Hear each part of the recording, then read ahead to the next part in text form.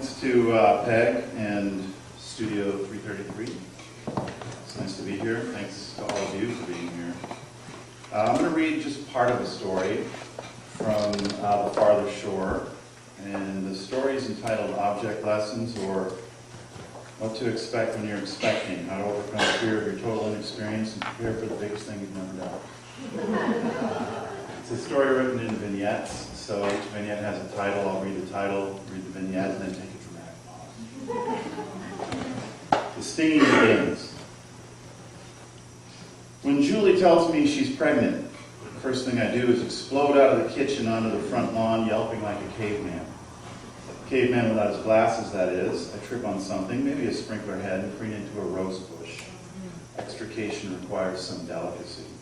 Julie stands in the doorway laughing. I hold up an arm covered in tiny, bright beads of blood, little crimson dragons already puffing themselves up.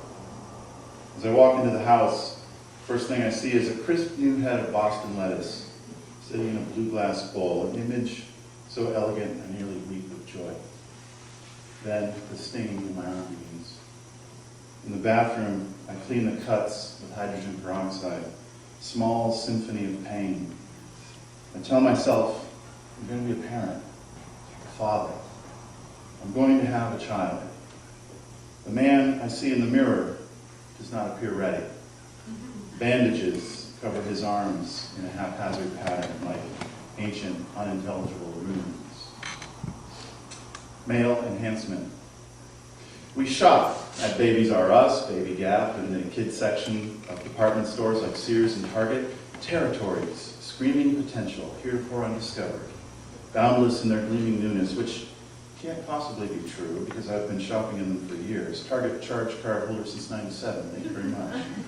Shopping in the 21st century involves distinguishing various operating frequencies, layered palimpsestically atop one another. There isn't one target, there are targets within targets. It's a question of adjusting your receiver. A single guy, or a guy like me, married without offspring, walks by the kids' stuff without even noticing it for 1 second. The baby aisles are just that weed fiefdom you pass before entering the kingdom of men's summerwear, where the action really is. Yeah, we're talking about male enhancement. A pair of summer shorts on sale with a knit cotton polo shirt, perhaps a rich burgundy. I don't know which I prefer, the moment the cash register rings or the moment after. Our dumb century.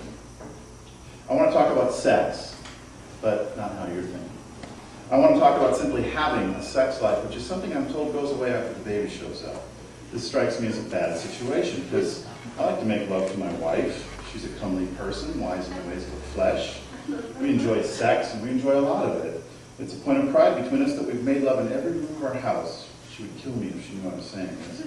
We've also made love at literally every hour of the day. I'd like to say that we've made love in every room of my house at every hour of the day, and that is certainly an attainable goal given my wife's generous libido and my unceasing interest in the newness of our sexual encounters, but alack and alas, that's not yet the case. Nevertheless, we have surprised each other with our ploys, interrupted one another in the midst of myriad activities, set aside countless other things that really, really needed doing, just so we could enjoy spontaneous sexual converse.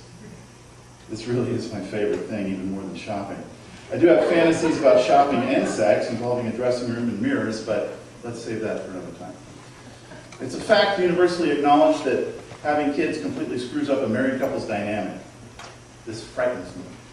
You become what? Robot serfs, irrevocably indentured to that demanding little tyrant with his or her endless needs to be fed and burped, to have diapers changed, to be washed at all moments of the day, to have clean clothes, etc. Oh, and love. You have to love it, this child, because it's yours. You made it. There is no return policy. Liberty is boring. Now, let's skip that one. The useless empire of things. In my dream, the baby's crying, or rather, inconsolably screaming, a kind of horrific blare that makes a parent cringe. Julie and I take turns trying to comfort him or her, passing the child back and forth. We try everything, a diaper change, a lullaby, a bit of breastfeeding. We try the pacifier, the baby rattle. Stereo on, stereo off, ditto the television, nothing works. The baby's lament is unceasing. Get something, Julie orders me. Get what? I ask. Just get it, now! I'm about to scream back, I don't know what I'm supposed to get, but she's preoccupied with the suffering of our child. I understand it's my role to provide this unnamed thing, whatever it is. So I drive to the mall. The parking lot is empty. Thousands of vacant slots, acres of asphalt, not one car. I park directly in front of my favorite entrance. Inside the mall, every store is open. The lights are on, music, burbles like so much mental confetti. There isn't one single person to be found. Not one store clerk behind a cash register roaming the aisles. No customers perambulate the manicured walkways thoughtfully designed to suggest the town square. From one anchor store to the next, and all the little shops in between. I can go anywhere. I can pick up anything. And I do. For instance, a gorgeous cardigan sweater. Since no one is there to ring out my sale, I walk out of the store with it under my arm, certain alarms will blare, but they don't. I grab the new Stephen Colbert hardcover from a bookstore, a pair of high-end running shoes from the sports outlet, and for Julie, a dazzling pair of Mexican silver earrings from one of those little carts punctuating the sidewalks. I'm dizzy with delight at my haul. To think I can have this? No.